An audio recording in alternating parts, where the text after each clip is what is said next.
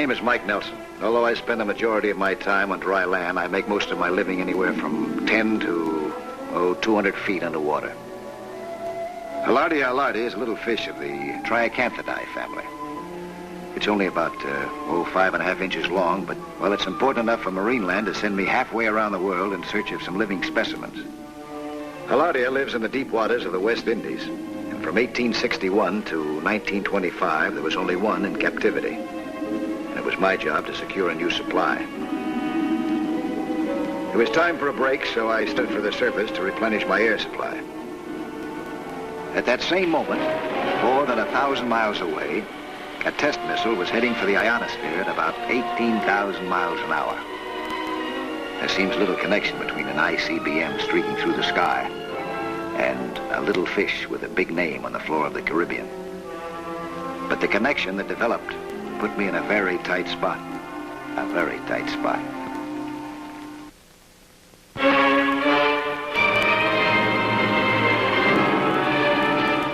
It was just about 26 hours later that things began to happen.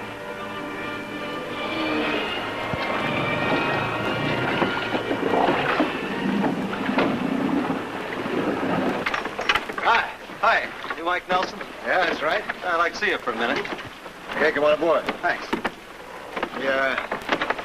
We know one another? Well, my name's John Sumner. You've worked for my firm before. Oh, yeah. A little project called World War Number 2. Mike, tell me, what do you know about rockets and missiles? Rockets and missiles. Well, only what I read in the papers, pick up here and there. If I start talking about the nose cone of a rocket, you know what I mean? Oh, it's the business end of the rocket, isn't it? That's right. Well, we fired an experimental missile yesterday to test our progress in the development of a nose cone that will survive the plunge back through the Earth's atmosphere, after the rocket's spent. Well, as you probably know, the friction from such a plunge generates enough heat to disintegrate most objects before they strike the Earth. Like the meteor. Uh-huh. Well, we think we have a metal that will not only survive the heat, but has enough resistance to protect the internal mechanism. Keep it intact and operating. But there's only one problem. What's that? We have to recover the nose cone to find out. And it didn't land where it was supposed to. Do you know where it did fall? According to our tracking device, it landed within a few square miles of where we are right now, at the bottom of the ocean. Oh.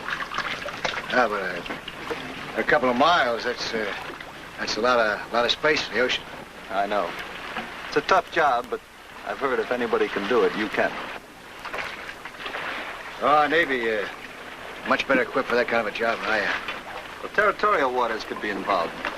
See, the Navy can't go poking its nose into some other nation's backyard.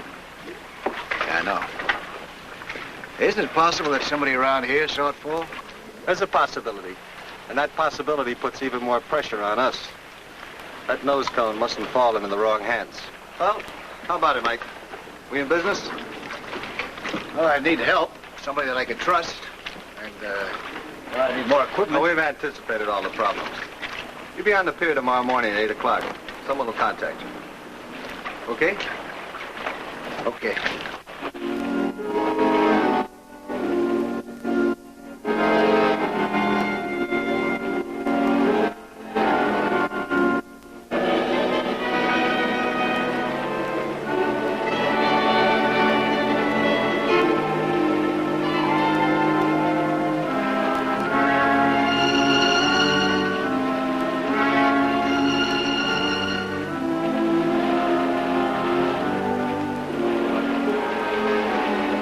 The next morning, I was on the pier on schedule, waiting for my contact to make himself known. Who would it be? It could be any of these people. I felt that it would be a surprise. It was.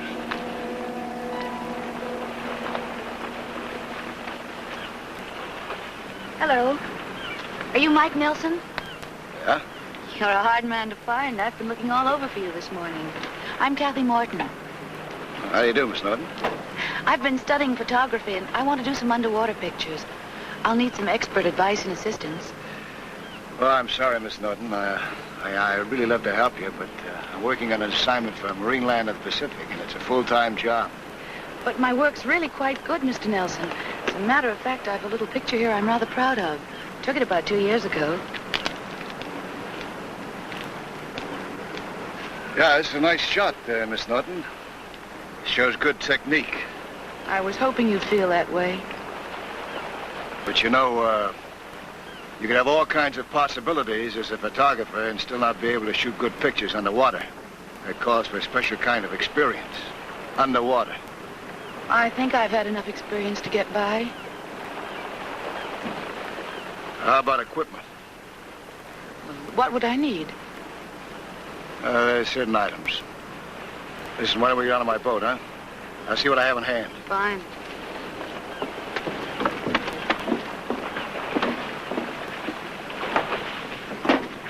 Our meeting on the pier was kind of on a cloak and dagger side, don't you think? Well, it'll tell a lot of people that I've hired you to teach me to take underwater pictures. Yeah. You even have an underwater camera to prove it, huh?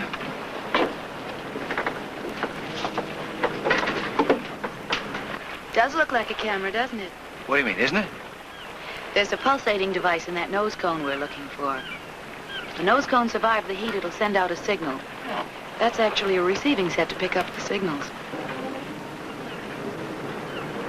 Oh, what do you know? Hey, those signals from the nose cone. How far do they carry underwater? Oh, anywhere from a few hundred yards to a quarter of a mile. Depending on the conditions, huh? Mm-hmm.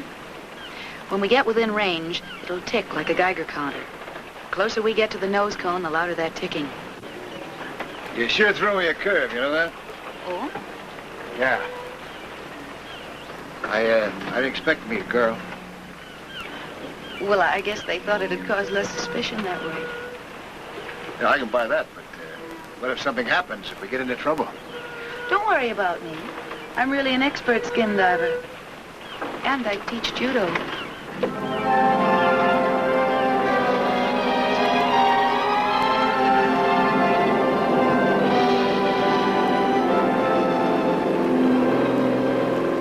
A few hours later, we were on our way to cover what Sumner described as a few square miles of ocean floor.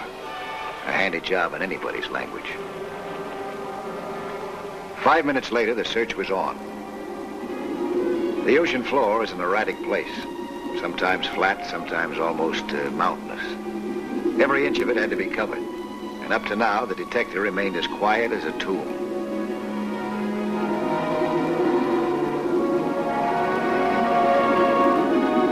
In the excitement, we didn't notice an outboard motorboat riding the waves about a mile from us.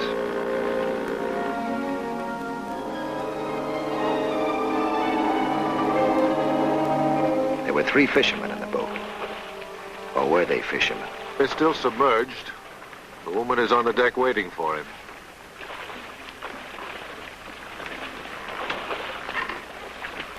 Wait a moment. Ah, yes. The man is starting to surface now.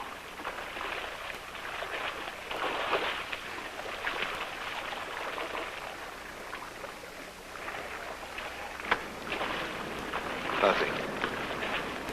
Nothing. To cover the most territory in the shortest possible time, we were alternating our dives. The area kept getting wider and further from shore. Good luck, huh? In the meantime, I discovered that Kathy was no novice at skin diving.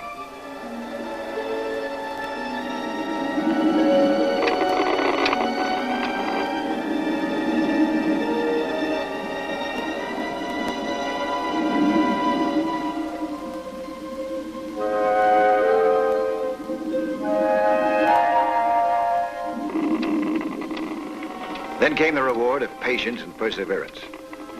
The detective picked up a faint ticking noise, which answered a lot of questions.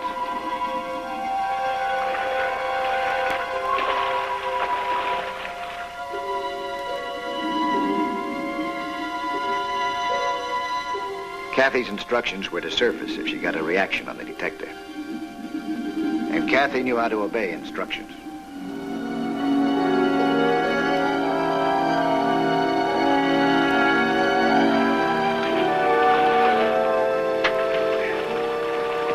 It's done. still about 50 yards east of here. Good, good. I'll get out and find it and tie on a marker buoy.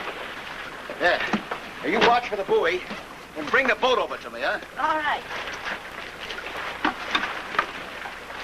The man is apparently getting ready to make another dive in the same spot. This could be what we're waiting for.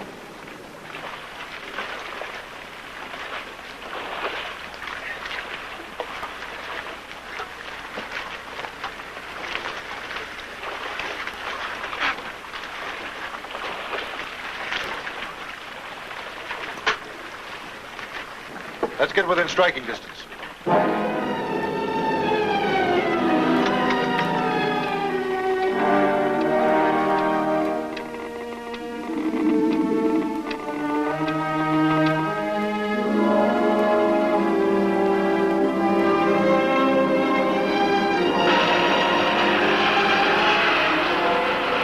The detector turned out to be a honey.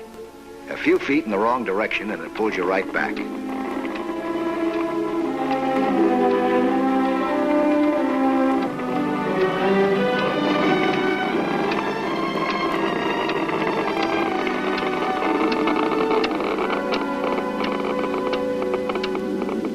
Finally, it led me right to the nose cone of the missile, straight as a homing pigeon.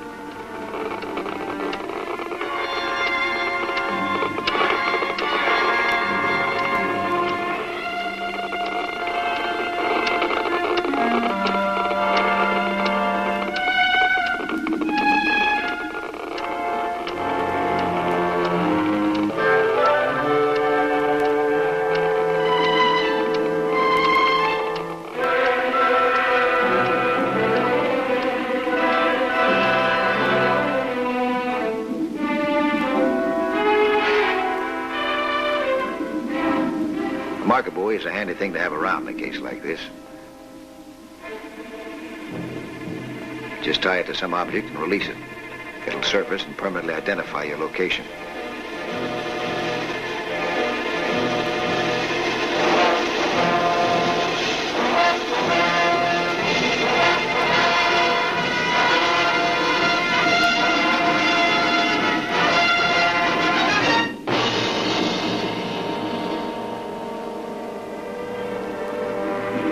I was pinned to the ocean bottom with 6,000 pounds of metal across my legs.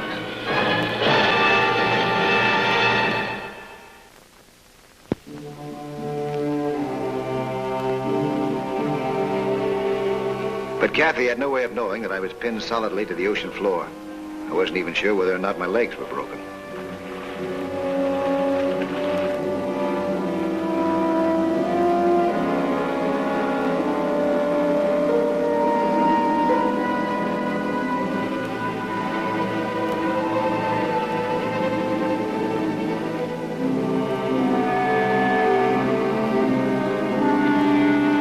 Kathy spotted the marker buoy and brought the lock over to it. But she had no way of knowing that I was solidly pinned to the floor of the ocean with only about 10 minutes of air left in my tanks.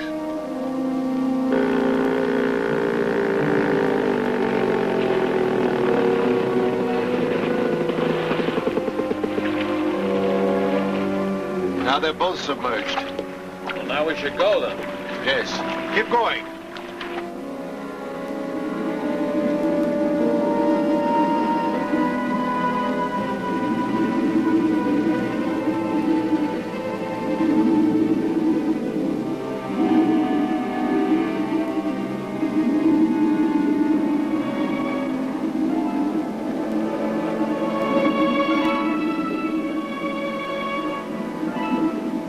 I signaled Kathy that I had about 3 minutes of air left in my tank.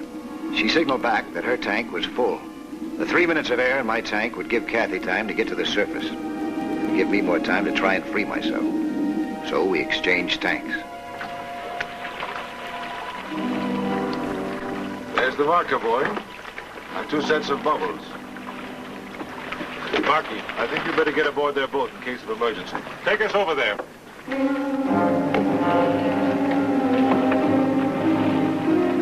Then I signaled Kathy to surface and bring down a crowbar.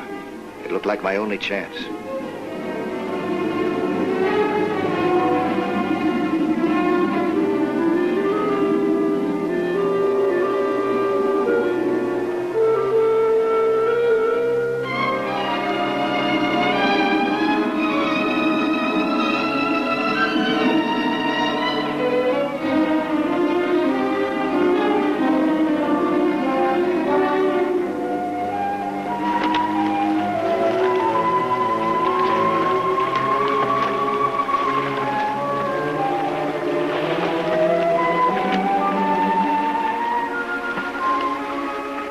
In her anxiety to help me, Kathy didn't notice the men in the outboard motorboat.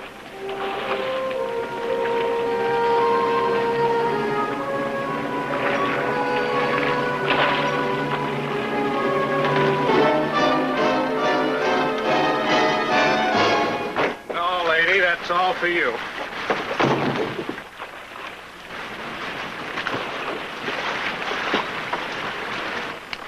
Stay where you are. I'll have to shoot.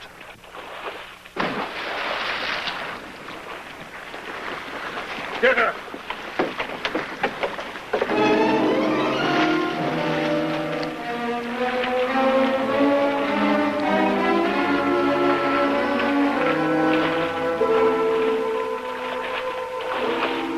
This man found that it would take some doing to bring Kathy back to the boat when she almost broke his wrist with a crowbar.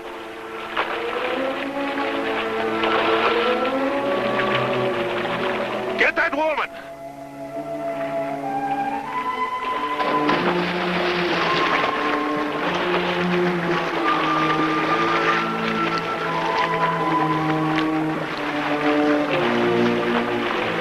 Kathy just managed to fasten the crowbar to the marker buoy line before she turned to fight off the two men.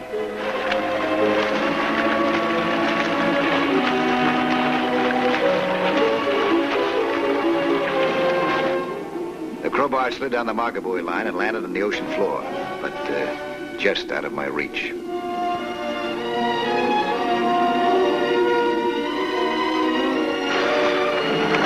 She put up a real good fight. But finally, with one man hanging to each arm, she was forced to give up. Bring her here.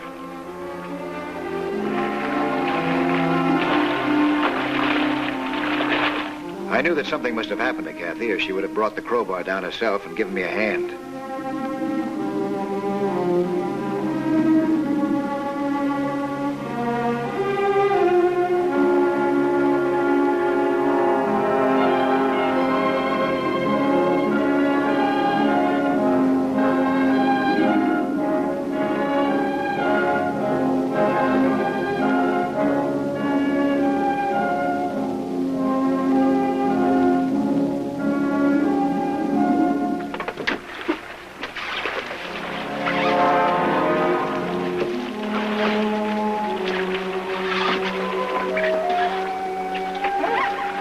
Now, let's not be childish about this. You must understand we have a job to do, and we intend to do it. You have located the nose cone, have you not? The main question seems to be, what right do these men have to drag me aboard your boat? Mr. Nelson is down there, isn't he? Down where? Down there. Obviously somebody is, or there wouldn't be those bubbles.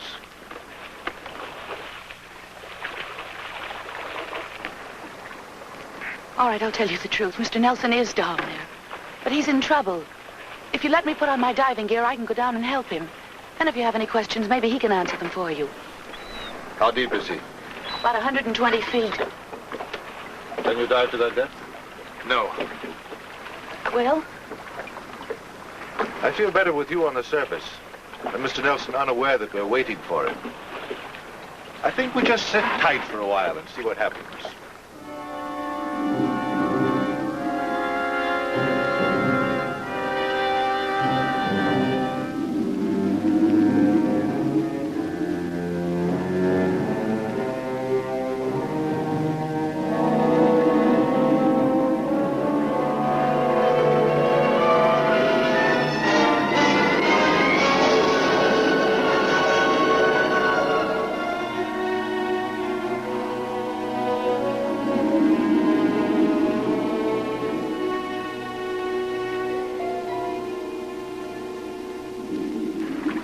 Mr. Nelson can't stay down there indefinitely. What are you going to do about it?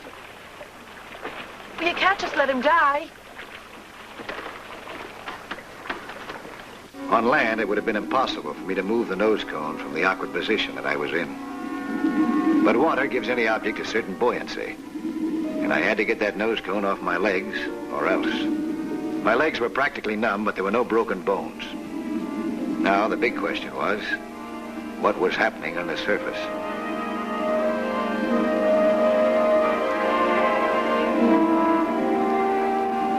From about 40 feet, I could see the bottom of a small boat riding the surface near the marker buoy. And all of a sudden, Kathy's failure to come down and help me made sense. It was then that I remembered Sumner had said the nose cone must not fall into the wrong hands.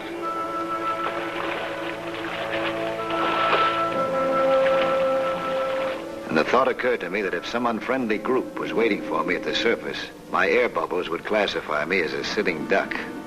So I tied my diving lung to the marker buoy line and set the valve to allow a little leakage. Then it was up to me to make the surface in one breath.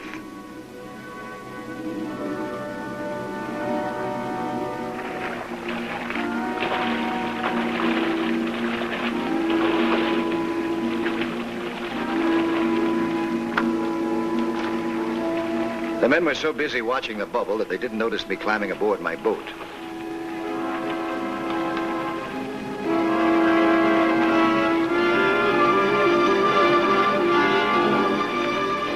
The best answer to this problem was my shark gun.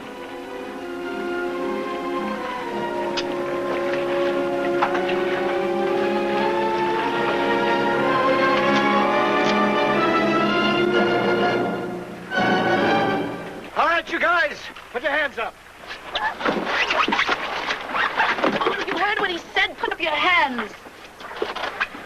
You won't need those oars anymore. Throw them overboard.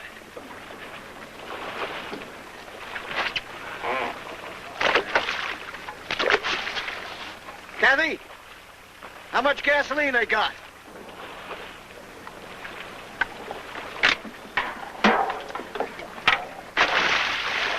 Pretty low, Mike. Come on aboard, Kathy.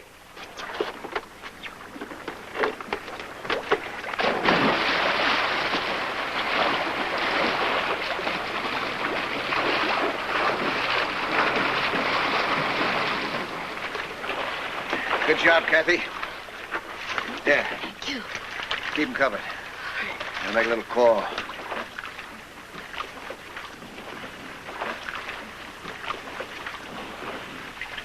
X-223, the happy friend. X-223, the happy friend. This is Happy Friend. Go ahead, X-223. Location 13 miles west of Heston Light, outside of all territorial waters. Project X-223 in operation. 3 men in a small boat drifting out to sea will need help and investigation. Over. Over and out.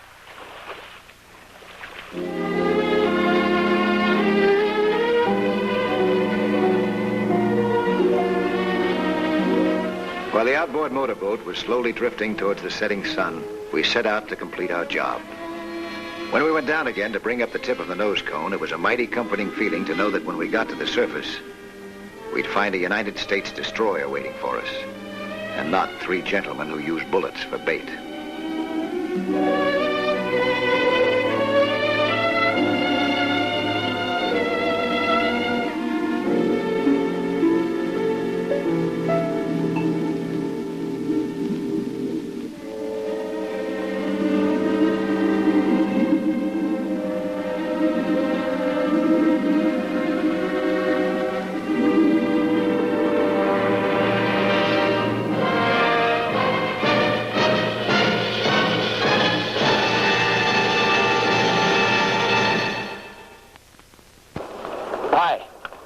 I'm Lloyd Bridges.